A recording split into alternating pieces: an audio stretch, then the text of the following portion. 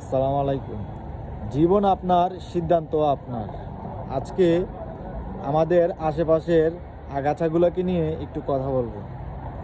কথায় আছে, সৎসঙ্গে স্বর্গবাস, অসৎসঙ্গে সর্বনাশ।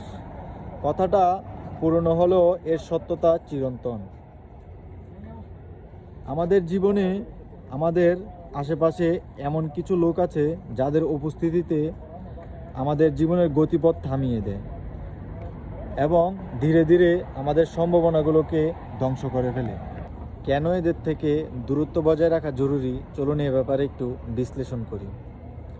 মানসিক বিষণ্ণতা এড়াতে নেতিবাচক মানুষরা সবসময় আপনার সমস্যার কথা বলবে, সমাধানের নয়।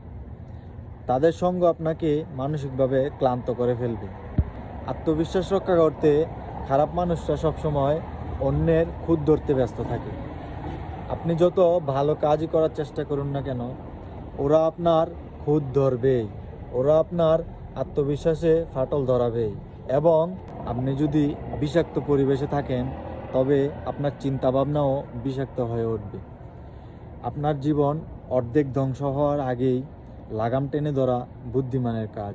অতএব আপনার জীবনটা সুন্দর করতে আপনার আশপাশটা আগে পরিষ্কার করুন।